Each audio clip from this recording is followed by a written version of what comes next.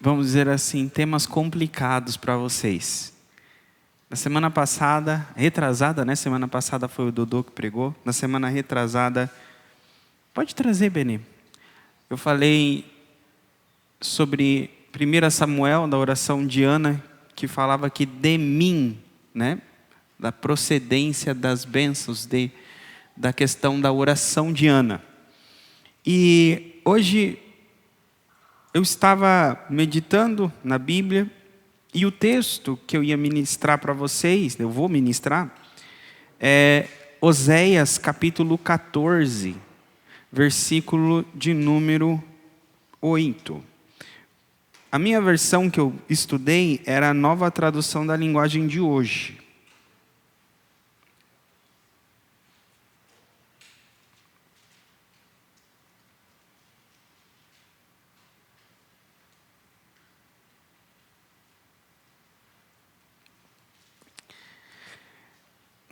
Talvez eu não pregue hoje um sermão, mas eu quero fazer um estudo bíblico com vocês, porque eu quero tentar ensinar a interpretação bíblica, a leitura bíblica para vocês nesse texto. Então, primeiro, eu abri nesse texto para explicar para vocês o processo da preparação da pregação de hoje. É possível colocar, Kel, ali? Que eu quero mostrar uma coisa para os irmãos aqui. Normalmente. Oséias 14, 8, na Nova Tradução da Linguagem de Hoje. Diz assim, eu vou lendo aqui, mas depois a gente olha ali. O povo de Israel dirá, os ídolos não valem nada, sou eu, o Senhor Deus, que atendo às orações do meu povo, sou eu que tomo conta deles. Como um pinheiro verde, eu lhes dou abrigo, de mim eles recebem todas as bênçãos. Essa é a Nova Tradução da Linguagem de Hoje. O povo de Israel dirá, os ídolos não valem nada, sou eu o Senhor Deus que atendo às orações do meu povo. Ali está bem nítido a palavra orações, não é? Sou eu que atendo às orações do meu povo. E aí continua dizendo, né? Sou eu que tomo conta deles. E aí essa palavra me deu algo na minha mente que era como que estuda essa parte e fala dessa parte, que é como um pinheiro verde. O que tem a ver o pinheiro verde com a oração? Aí, irmãos, eu fui estudar esse texto, o contexto. E esse texto não tem nada a ver com oração, irmãos. E eu falo para vocês hoje que eu quebrei cabeça. E eu, quebrando cabeça, eu cheguei numa conclusão, irmãos, que todas as nossas Bíblias foram traduzidas errado. Nesse versículo, né? Nesse versículo.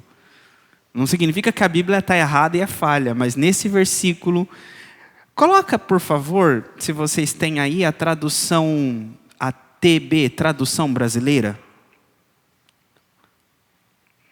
Ou coloca, pode ser a Almeida Revista Atualizada. Depois a gente vai para essa tradução brasileira. Ou a corrigida primeiro. Essa versão já diz, ó Efraim, que tenho eu com os ídolos? Na outra versão que a gente leu era Israel, né? Israel dirá. Essa está dizendo, ó Efraim, que tenho eu com os ídolos? Aí diz, eu te ouvirei e cuidarei de ti. Não fala de orações, fala eu ouvirei, né? Ah, mas a oração, pastor. E cuidarei de ti. Aí sou como o cipreste verde. Não é pinheiro. Aqui eu uso a palavra cipreste. Sou como o cipreste verde. De mim procede o teu fruto. A Almeida Revista e Corrigida, por favor.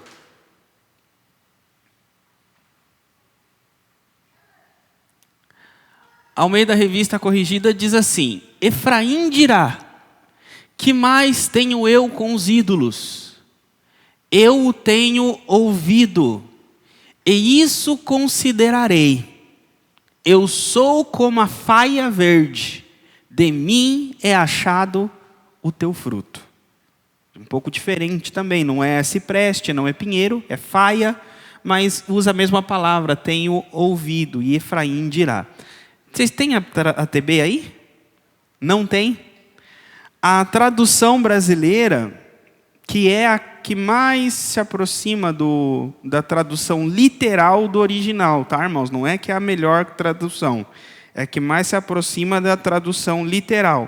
Por exemplo, existem lugares na Bíblia que no original está escrito assim, você será como chifre, e está se referindo a poder, porque o chifre era o poder. Então as traduções literais traduzem, você será como chifre. As outras versões diz, não, você será poderoso. Entenderam? Então não significa que tradução literal sempre é aquela que sempre traduzido correto. Então é aquela que traduz palavra por palavra. Se no hebraico está escrito chifre, ela vai traduzir chifre. Não vai tentar, vamos dizer assim, aplicar dentro do nosso contexto. Mas vamos lá para a TB, tradução brasileira. O versículo 8, na tradução brasileira, do capítulo 14, diz assim, Efraim dirá, como as outras dizem, que tenho eu mais com os ídolos? Eu tenho respondido, não é ouvirei, eu tenho respondido e atentarei para ele. Eu sou como cipreste verde, de mim acha o teu fruto. De mim acha-se o teu fruto. E eu fiquei, irmãos, meditando nesse texto, quebrando cabeça nesse texto, para entender quem está falando nesse texto. É Efraim que está falando ou é Deus que está falando? Aí você fala assim, pastor, o texto diz, Efraim dirá. E aí o que diz? Que mais tenho eu com os ídolos? Perfeito. Aí não tem dúvida que quem disse essas palavras, que mais tenho eu com os ídolos, foi Efraim. A pergunta é, e a continuação? Efraim continua falando ou Deus começa a falar depois de Efraim? E aí que eu fui estudar e meditar, e eu queria trazer esse texto para vocês. Esse texto ele está dentro de um contexto de promessas feitas por Deus. No capítulo, aí mesmo onde vocês estão, no 14, o versículo 4 diz assim, curarei a sua apostasia, amá-los-ei voluntariamente, porque a minha ira está apartada deles. Serei para Israel como orvalho, ele brotará como lírio e lançará suas raízes como Líbano. Estender-se-ão os seus ramos e a sua formosura será como oliveira, e o seu cheiro como o Líbano. Os que habitam debaixo da sombra voltarão, reverdecerão como trigo e brotarão como a vide, e o seu cheiro será como o vinho do Líbano. Aí vem, Efraim dirá, que tenho eu mais com os ídolos. Tudo aqui está dentro de um contexto que Deus faz promessas. O que é promessas? É aquilo que Deus diz que ia fazer. Por exemplo, o versículo 4 ele fala, curarei a sua apostasia. Ou, numas versões dizem, curarei a sua idolatria. Deus está prometendo curar a idolatria do povo. O que é a apostasia? O que é a idolatria que Deus promete curar? É a tendência do povo de abandonar Deus e seguir outros ídolos. Abandonar Deus e seguir outros deuses, que não são Deus, mas são ídolos. Então Deus está dizendo, eu vou curar essa tua doença, eu vou curar essa tua paixão, eu vou curar a característica. Se vocês lerem Oséias, ele vai falar de Gomer, que era a mulher de Oséias que o abandonava e ia se prostituir. E aí Deus fala para Oséias, olha, vai e casa com uma prostituta, porque ela vai te abandonar. Ela vai ir atrás dos amores dela e das paixões dela. Assim é o meu povo. Ele me abandona. Ele vai atrás dos amantes dele, das paixões dele. Então, está representando a idolatria e a apostasia. Então, Deus está fazendo uma promessa aqui. Curarei a sua apostasia. Curarei a sua idolatria. E interessante que a promessa aqui não é condicional. A condicional seria, curarei a sua apostasia se você fizer isso, isso e isso. Curarei a sua idolatria se, não tem a palavra se. Então a promessa aqui, ela é incondicional. Não está condicionado a nada que o povo faça ou deixe de fazer. Deus resolve fazer. Por quê? Porque ele fala, porque eu te amei. Poderia eu te abandonar, ó Israel? Ele vai dizer isso. Quer ver?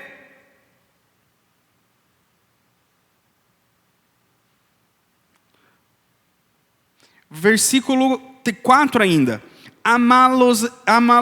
Amá-los-ei, né? ou vos amarei voluntariamente, porque a minha ira está apartada deles, ou afastada. Deus está dizendo o seguinte, eu vou amar vocês porque eu quero. Não é porque vocês fizeram algo ou vão fazer algo para que eu ame vocês. Não, eu vou amar vocês porque eu quero. Voluntariamente. Então é uma promessa. Então, o texto, dentro dessas promessas, aí Deus começa a dizer, usar imagens de árvores. Você será como o Líbano, você será como a vide, você será como o lírio. Então, todas as árvores aqui está sendo aplicada para o povo de Israel. Então Deus está dizendo, eu vou curar você, você vai frutificar, você vai ser como o lírio, você vai expandir os seus frutos, você vai expandir os seus ramos, você será abençoado, eu te abençoarei. Perfeito? Deu para entender até aqui? Aí chega o versículo 8. Então, depois de ser curado, depois de Deus fazer esse trabalhar maravilhoso que Ele promete fazer, Deus está dizendo, então vai chegar o dia em que Efraim dirá. Efraim não pode dizer isso hoje. Por quê? Porque eu ainda não cumpri as minhas promessas. Que promessa? De curar a idolatria. Mas quando eu cumprir a promessa de curar a idolatria, Efraim dirá. O que Efraim dirá? Que tenho eu com os ídolos. Efraim vai dizer o seguinte, esse que tenho eu com os ídolos é o seguinte, irmãos, quanto tempo da minha vida eu joguei fora com esses ídolos. Efraim vai ter nojo dos ídolos, Efraim vai dar as costas para os ídolos. A imagem aqui é como o filho pródigo, que viaja para uma terra distante, com dinheiro no bolso, e gasta o dinheiro do pai. Gasta, mas chega uma hora que ele não tem mais dinheiro, está passando necessidade, desejando comer as bolotas dos porcos, e ele fala o seguinte, que tenho eu com essas paixões que eu vim atrás? Ele cai em si e fala o seguinte, eu vou voltar para a casa do meu pai, porque eu não quero ter mais nada a ver com isso, porque a minha consciência foi recobrada, eu voltei a minha consciência e eu enxergo agora as coisas como elas são, e eu não quero mais ter nada a ver com isso. Deus está dizendo aqui a mesma coisa. Quando eu curar o teu coração da idolatria, você vai olhar o poste sagrado, os montes sagrados, você vai dizer: que tenho eu com isso? Não quero mais isso para a minha vida. Perfeito, irmãos? É isso que Deus está dizendo que vai acontecer. Então, Efraim dirá. E aí continua o texto. Efraim dirá: que tenho eu mais com os ídolos? Aí vem a continuação. Eu tenho respondido. Aí começa a brincadeira. Quem está agora falando? É Deus ou Efraim? A palavra respondido, aí, a palavra mais literal é respondido, não é ouvirei. A ideia que algumas Bíblias de vocês usam a palavra ouvirei, é porque essa palavra respondido no hebraico, ela pode ser traduzida em alguns contextos como ouvirei, porque dá o sentido de que está ouvindo uma oração. Mas aqui, não é esse o contexto. Porque se Deus está dizendo aqui, responderei. Na verdade não é nem responderei, eu respondi, não é? Vamos dizer que seja Deus dizendo. Ou na versão de vocês, está dizendo, eu ouvi, não é? Eu sou? Não, sou eu que ouvi as orações, ouvi suas orações. Então, ouço as suas orações, ouvi as orações. A minha versão aqui diz, respondi. O contexto aí é o seguinte: se Deus é aquele que... Deus está dizendo para Efraim aqui, sou eu que ouço as suas orações. A pergunta é, que oração que Efraim fez até agora? No texto que a gente leu. Nenhuma. Na verdade, o texto de Deus está dizendo, eu vou curar a tua rebeldia, eu vou curar a tua idolatria. Então, quem é rebelde, quem é idólatra, ora a Deus, clamando a Deus? Não. Por isso que essas traduções não se encaixam. Irmãos, parece que eu estou querendo inventar aqui, mas eu fiquei umas 2 horas, irmãos. Umas 2 horas e eu vendo, porque eu não queria colocar uma coisa. Então, a tradução que eu trouxe para vocês é a que ela se encaixa tanto com o contexto do texto, e ela se encaixa com toda a interpretação bíblica. Então, o texto aqui é Efraim dizendo, eu responderei. O que Efraim responderá? Né? Eu respondi. Ele está dizendo, eu respondi à tua ação, eu respondi ao teu agir. Então Deus disse, eu curarei a tua idolatria. Depois que Deus curar a idolatria, Efraim vai dizer, que tenho eu com os ídolos? Eu respondi. Respondi ao quê? A cura de Deus. E que mais? Eu tenho respondido e atentarei para ele. Tudo isso é Efraim dizendo. Pode deixar na tela aqui, pode ser a revista e corrigida, que é a mais próxima, e ajuda os irmãos, porque eu estou na tradução brasileira, e os irmãos vão ficar bem perdidos.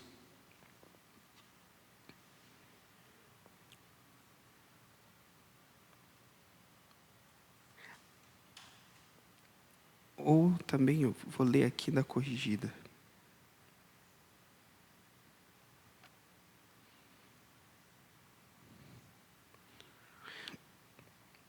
Eu atentarei para ele. É o Efraim dizendo, eu ouvirei a Deus, me voltarei para Deus, eu vou dar atenção à palavra dele. Por quê? Porque ele curou a minha rebeldia. Porque ele curou a minha rebeldia, eu respondi ao chamado dele e eu me atentarei para ele. Eu tenho ouvido, eu respondi. e isso considerarei, ou seja, atentarei para Deus. E aí, a última parte, eu sou como a faia. Efraim dizendo, eu sou como o cipreste verde. O cipreste é um pinheiro. Vocês já viram os pinheiros, irmãos? Os pinheiros, aqueles que fazem árvore de Natal. Aí eu pergunto para vocês, vocês já viram, levanta a mão, pode ser, né? Mas vamos ver. Quem já viu um pinheiro que não seja com as flores verdes? Ou seja, ele secou e perdeu a cor verde das suas folhas e ficou outra cor porque ele morreu. Já viu? Muito mal cuidado, né? Mas não pinheiro cuidado por gente, mas aqueles pinheiros da floresta. Vocês já viram? Eu nunca vi, irmãos. Porque o cipreste, o pinheiro, não é, a característica dele não é morrer, não é perder a sua força, mas ele é sempre, não importa se é inverno, não importa se é verão, ele sempre mantém aquela cor dele. Dentro do contexto bíblico aqui, era uma árvore que os israelitas sempre viam com as flores verdes, com as ramas verdes. Então ele está dizendo, eu sou como o cipreste, meus ramos sempre estão verdes.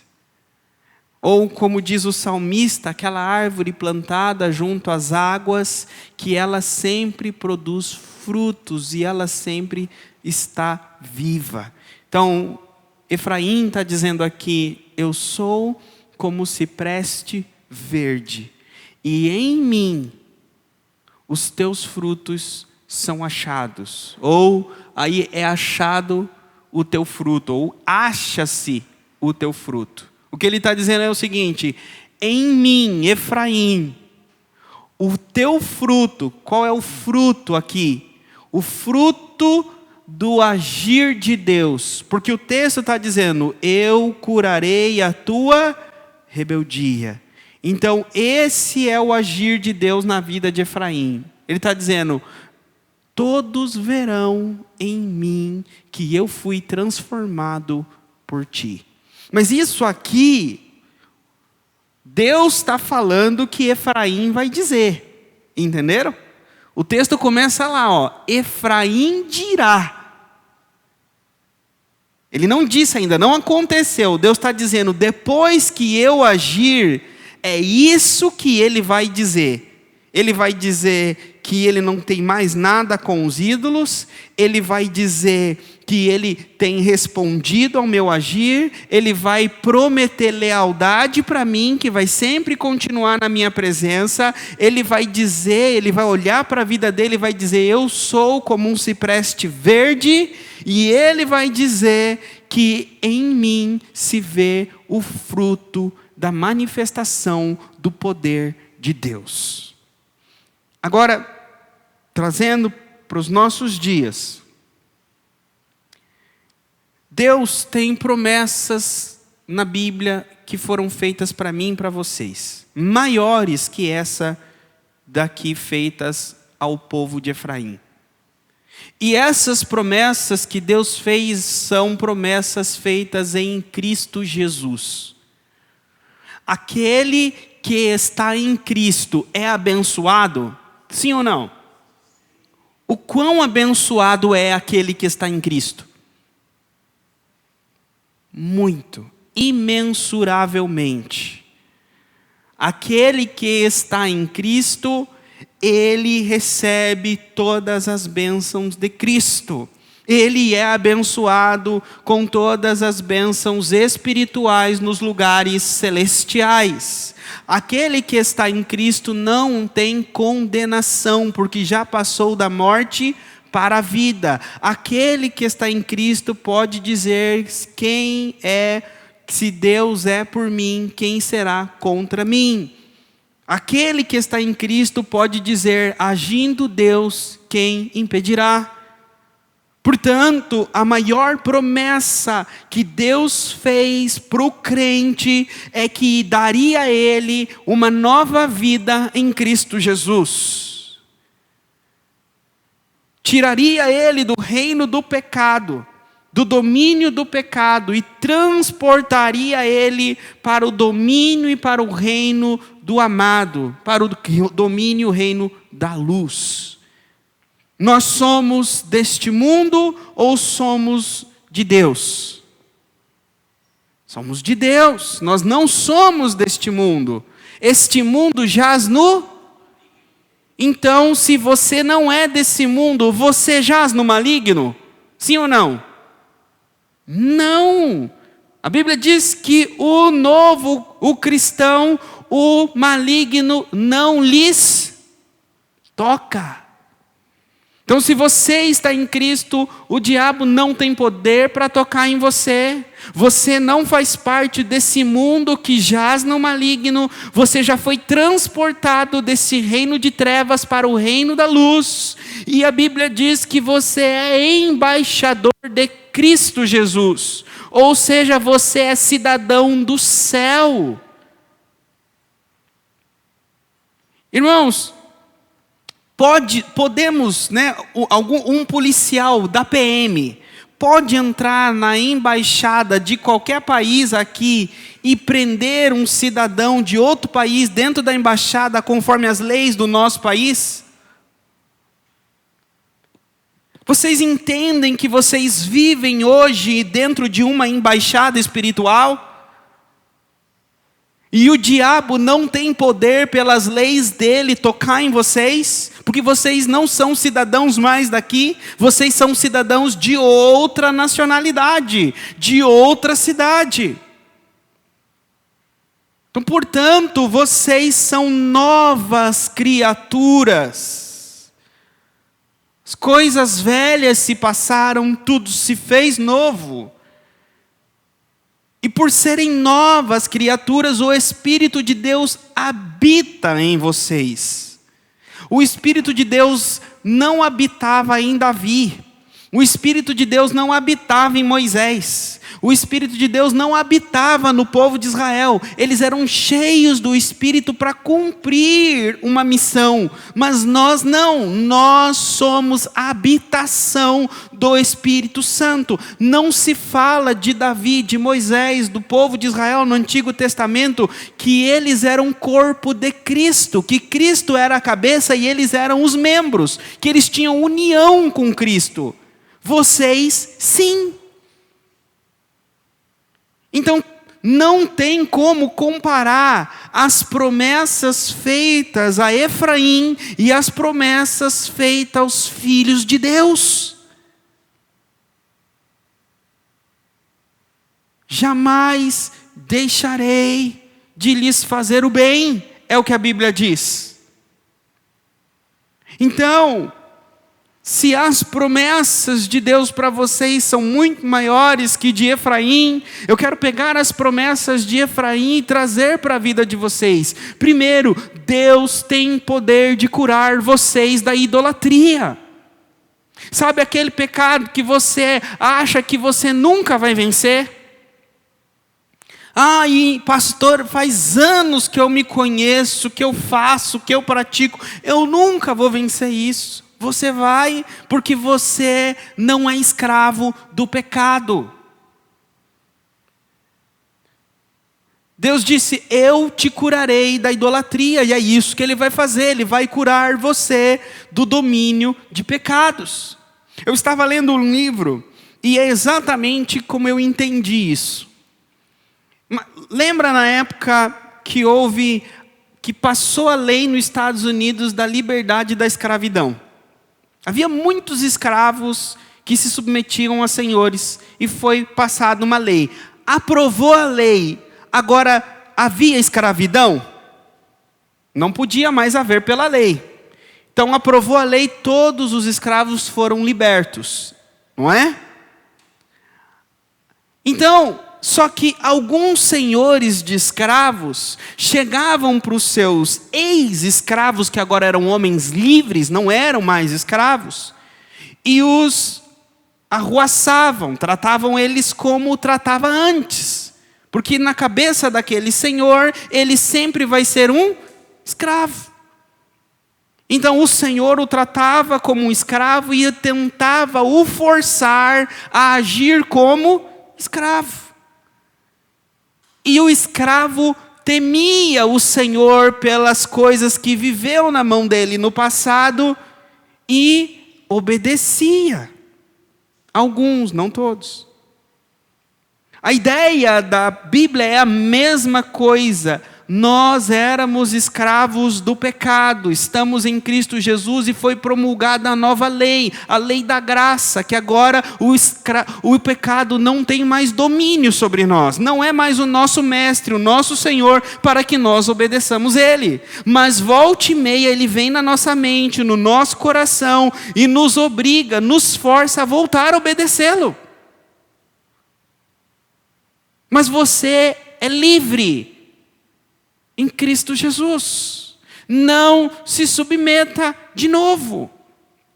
Então, Ele te deu o poder de dizer não. E agora Ele vai te dar as ferramentas necessárias, o Espírito Santo, a graça, o perdão, livrar a tua mente da culpa, para que você ande na presença dEle e se santifique e cada vez mais venha a ser parecido com Cristo. Essas são as promessas de Deus. Ele vai fazer de você como um cipreste verde. Ser um cipreste verde é alguém que pode ter tempo bom, pode ter tempo ruim. Pode ser dias de saúde, dias de doença, dias de muitos boletos, dias de liberdade financeira. As folhas estão sempre verdes. Não é alguém irado, não é alguém nervoso, não é alguém estressado, não é alguém enraivecido, não é alguém depressivo, não é alguém triste pelas situações. Porque não é alguém influenciado pelas coisas do mundo, porque é uma pessoa influenciada pelas coisas espirituais. É a vitalidade espiritual que produz folhas verdes nesse cipreste. Não é o mundo. Esse cipreste não tem vitalidade, não puxa a sua energia do mundo. Esse cipreste está ligado a Cristo. E é Cristo que faz esse cipreste sempre estar verde. Vocês têm vários problemas, lutas, dificuldades. Às vezes, problemas financeiros, familiares, saúde. Às vezes não estão dormindo. Alguns não dormem de tanta preocupação, outros dormem demais. Porque deitam na cama e não querem fazer nada. É como Elias, que deitou e não queria levantar. Ou outros deitam e tomam remédio para esquecer dos problemas. Porque se não tomarem remédios ou bebidas alcoólicas, não conseguem esquecer dos problemas. Porque as coisas que acontecem nessa vida influenciam você de tal maneira que tiram a tua paz. Eu vou mais além e termino aqui. Talvez nas próximas ministrações eu fale sobre isso. As coisas tiram de nós, né? As circunstâncias da vida procuram tentar tirar de nós o nosso domínio próprio, nosso autocontrole. Você percebe, você não controla mais suas emoções, você não controla mais os seus pensamentos. Quando você vê, você não consegue controlar o que vem na tua mente, ou o que sai da tua mente. E você é pressionado. Percebi que essas pressões mentais, elas nos conduzem a atos pecaminosos. exatamente como o Tiago disse que um pecado, ele vem na nossa mente, trabalhando. Às vezes é meses, às vezes é semanas. Mas uma coisa eu percebi, eu quero que vocês prestem bem atenção, já vou encerrar. Porque isso é uma palavra de sabedoria para vocês entenderem como o pecado trabalha em vocês e leva vocês a pecar. Você está tranquilão, trabalhando, fazendo suas coisas. Acordou maravilhosamente bem, fez o seu devocional, ouviu um louvor. E você está com o coração e a mente tranquila, leve, glória a Deus, com paz. Do nada vem um intrometido pensamento na tua mente pecaminoso. Pim! Você pensa em algo pecaminoso. Você fica bravo com alguém, vem algum medo, alguma ansiedade dentro de você, uma paixão luxuosa dentro de você. E aí você fala assim, o quê? Né? Em pensamento isso. Misericórdia. Sai daqui com isso, Satanás. Sai da minha cabeça. Não, que é isso? E você volta a trabalhar. Talvez passa um dia ou outro, pum, de novo, outro pensamento. Você de novo, sai, que é isso? Daqui a pouco, passam 4 horas, outro pensamento. Aí, dependendo do contexto, né, se você não foge da aparência do mal, se você vai para ambientes que vão ajudar aqueles pensamentos, ou conversa com pessoas que vão alimentar aqueles pensamentos, vocês vão perceber que o que era espaçado de dias, ou meses, ou semanas, agora está espaçado de horas. E passado o tempo está espaçado de minutos. E passado um tempo está com um espaço de alguns poucos minutos. E aí parece que a vontade de cometer aquele pecado está cada vez mais difícil de segurar. E aí você vai e peca. E aí, alivia. Só que aí volta de novo. Não parece uma gravidez? Vai crescendo, crescendo e está próximo de nascer, e aí a latência vai cada vez aproximando até a hora que nasce. Prestem atenção. Prestem atenção no dia a dia de vocês. Muito aqui, ó. O pecado começa aqui. A gente vê com o olho, a gente ouve com o ouvido, mas o que a gente enxerga, o que a gente ouve, produz pensamentos de cobiça, de inveja, de luxúria, de gula, tudo está aqui, ó. Prestem atenção. E assim vocês vão se antecipar ao pecado agindo dentro de vocês. Amém? Vamos orar? Senhor, que as tuas promessas, que a tua palavra produza frutos na vida dos meus irmãos. Que o Senhor possa enchê-los da tua presença, do teu Espírito, guardá-los. Que a cada dia mais, Senhor, aquilo que o Senhor prometeu fazer, venha gerar, Senhor, uma transformação na vida deles. Eles são nova criatura em Cristo Jesus. Os livra, os guarda, os protege. É o que eu te peço, em nome de Jesus. Amém.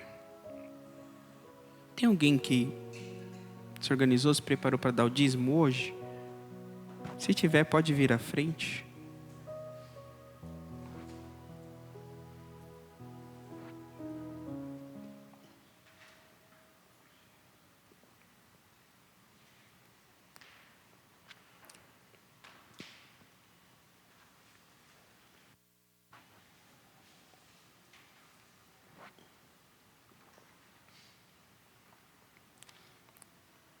Vamos levantar um envelope. Senhor, prospera, Senhor, os teus filhos. Cada semente semeada, cada investimento, Senhor, cada cliente que eles precisam, eu peço que o Senhor venha abrir as portas, guardá-los, protegê-los, em nome de Jesus. Amém.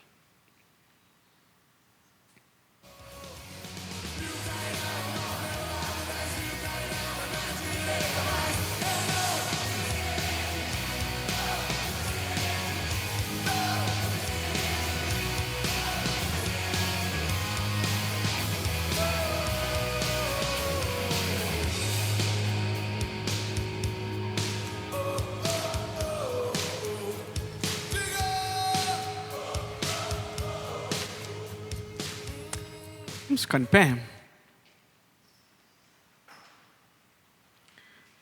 Estender as mãos.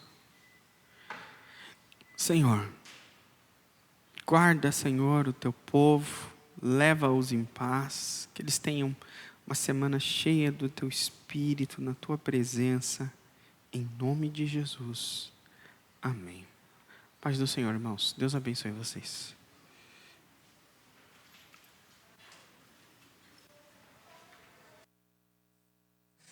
Chuvas que não param de cair, em momentos que eu não posso enxergar o sol.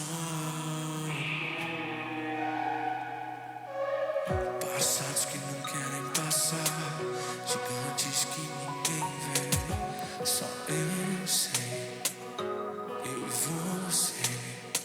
As lágrimas rolam, mas eu sei que tudo vai mudar.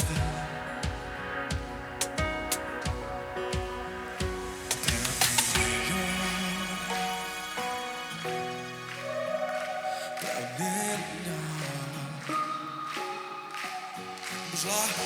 O choro pode durar uma noite, mas a alegria vem,